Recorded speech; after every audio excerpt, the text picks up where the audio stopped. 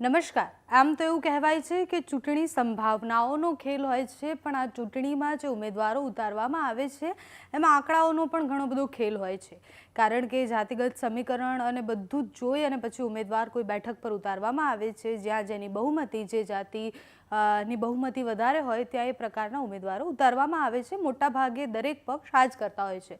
Bharatiya Janata party પોતાના ઉમેદવાર ઉતારે ત્યારે બધી જ બાજુના સમીકરણો સેટ કરીને ત્યાં ઉમેદવાર ઉતારવામાં આવે છે। આજે વાત કરવી છે સાબરકાંઠા લોકસભા બેઠકની, કારણ કે સાબરકાંઠા લોકસભા બેઠક એ ભારતીય જનતા પાર્ટી માટે આ વખતે ઘણી ટફ બેઠક રહેવાની છે, કારણ કે ત્યાં અંદરો અંદર વિખવાદ અને જે નારાજગી છે એની પણ અસર થવાની છે। અને આંકડાઓ પર નજર કરીએ તો આપણને ખ્યાલ આવે કે જે ક્ષત્રિય આંદોલન છે એ પણ ત્યાં નિર્ણાયક રહેવાનો છે। આંકડાઓથી સમજીએ કે સાબરકાંઠા લોકસભામાં કઈ જાતિનો પ્રભાવ વધારે છે, કોણ નિર્ણાયક રહેવાનું છે અને કયા પક્ષને ફાયદો થઈ શકે છે। સૌથી પહેલાં સાબરકાંઠા જે લોકસભા છે એમાં ક્ષત્રિય ઠાકોરના જે વોટ છે એ 5.81 લાખ છે, એટલે સૌથી વધારે જે વોટ બેંક કહેવાય એ સૌથી વધારે ક્ષત્રિય ઠાકોરની છે। અને ત્યાં જે ક્ષત્રિય આંદોલન છે, અત્યારે જે આંદોલન ચાલી રહ્યું છે, પાર્ટ 2 પર આવી ગયું છે આંદોલન, એની અસર ત્યાં જો થાય છે અને જો ત્યાંના ક્ષત્રિયો કોંગ્રેસ પ્રો વોટિંગ કરે છે, એટલે કોંગ્રેસ તરફી વોટિંગ કરે છે, જે 70-80% વોટિંગ થતું હોય છે એ જે કોંગ્રેસ તરફ જાય એમાંથી અડધું પણ, તો ભાજપને ઘણું નુકસાન ત્યાં થઈ શકે છે અને આ જે વોટ બેંક છે એ નિર્ણાયક પણ ત્યાં હોઈ શકે છે।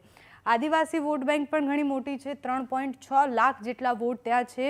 તુષાર ચૌધરીને આ સમીકરણથી જ ત્યાં કોંગ્રેસે ઉતાર્યા છે, તુષાર ચૌધરીને ઉતારવામાં આવ્યા છે, તો 3.6 લાખ જેટલા આદિવાસી વોટ છે એમાંથી મોટાભાગના લોકો કોંગ્રેસ તરફ મતદાન કરે તો કોંગ્રેસને આ બેઠક પર ક્ષત્રિય અને આદિવાસીના જે વોટ મળે છે એના કારણે ભાજપને ત્યાં ઘણું નુકસાન થઈ શકે છે।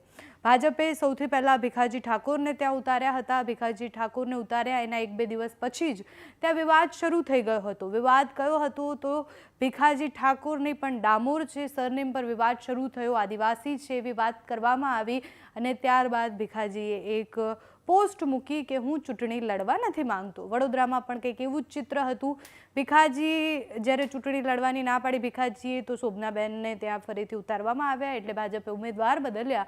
વડોદરામાં પણ ઉમેદવાર બદલ્યા, એના કારણે ઘણો વિરોધ થયો હતો અને સાબરકાંઠાનો વિરોધ તો ભયંકર હતો, કારણ કે સાબરકાંઠામાં જે કાર્યાલય હતું ભાજપનું ત્યાં મોટી સંખ્યામાં સમર્થકો આવી ગયા હતા ભીખાજીના, અને ત્યાં 1-2 દિવસ સુધી જે ઉમેદવારનું નામ આવ્યું એના બાદ 1-2 દિવસ સુધી ત્યાં જબરજસ્ત વિરોધ થયો। શોભનાબેનનો વિરોધ કરવામાં આવ્યો, એવું પણ કહેવામાં આવ્યું કે કોંગ્રેસમાંથી ભાજપમાં આવેલા જે એમના પતિ છે એમના કારણે એમને ટિકિટ આપવામાં આવી છે। ઘણા બધા વોટ્સઅપ ચેટ પણ એમના માટે વાયરલ થયા, એટલે શોભનાબેન માટે અત્યારે સૌથી પહેલાં તો ભાજપની અંદરનો જે વિખવાદ છે એ એમને નડી શકે છે, અને બીજું છે આ જાતિગત સમીકરણ। જો ભાજપે ત્યાં જીતવું છે તો પોતાના અંદરનો જે વિખવાદ છે, આમ તો ભાજપ એવું કહે છે કે કોઈ જ વિખવાદ નથી, કોઈ જ વિરોધ નથી, પણ આપણે બધાએ જોયું છે કે કેટલો વિરોધ સાબરકાંઠામાં થઈ રહ્યો છે।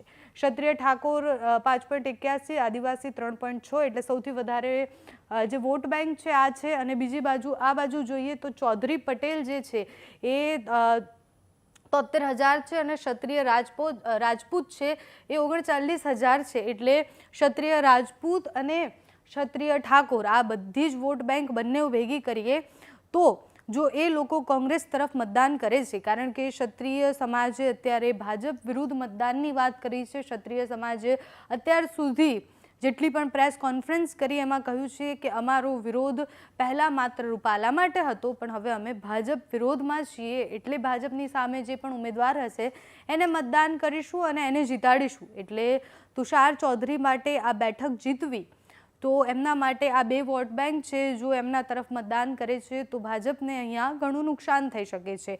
તુષાર ચૌધરી માટે વિધાનસભામાં પણ એક લકી કહી શકાય એમને, કારણ કે અંદરનો જે વિખવાદ હતો એના કારણે એમને ત્યારે ફાયદો થયો હતો વિધાનસભામાં। ખેડબ્રહ્મામાં ફરીથી લોકસભામાં પણ એમને ભાજપનો જ અંદરનો અંદર વિખવાદ જે ચાલી રહ્યો છે એના કારણે ફાયદો થઈ શકે છે।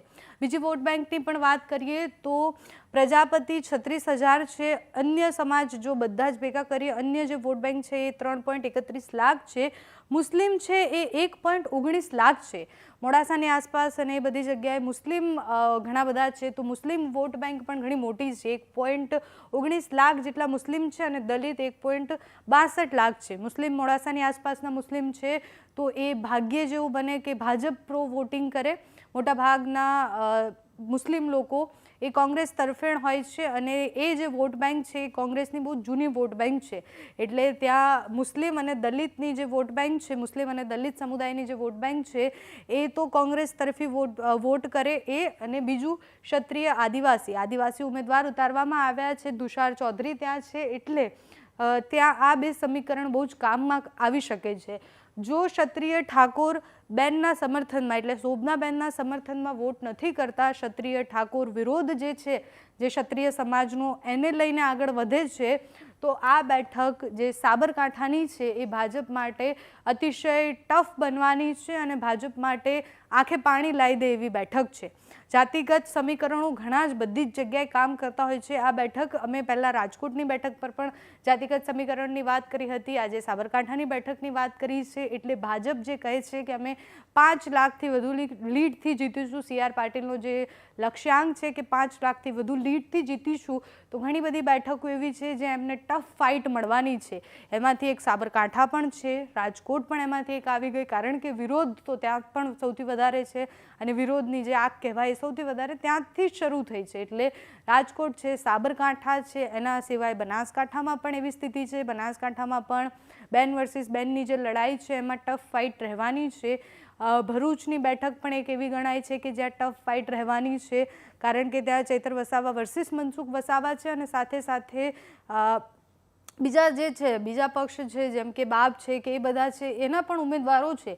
એટલે ત્યાં આદિવાસી જે વોટ બેંક છે, જે મુખ્ય વોટ બેંક બનાય છે, ત્યાં જે મુસ્લિમ વોટ બેંક છે જે મુખ્ય વોટ બેંક બનાય છે, એના પણ વોટ ડિવાઈડ થવાના છે. અહીંયા પણ સ્થિતિ સાબરકાંઠામાં એવી જ થવાની છે. સાબરકાંઠામાં પણ ક્ષત્રિય ઠાકોરના વોટ ડિવાઈડ થાય છે અને જો કોંગ્રેસ તરફ એ લોકો મતદાન કરે છે તો આ બેઠક પર ભાજપને આંખે પાણી આવી જવાનું છે. ભાજપને હંફાવી દે એવી આ સીટ છે.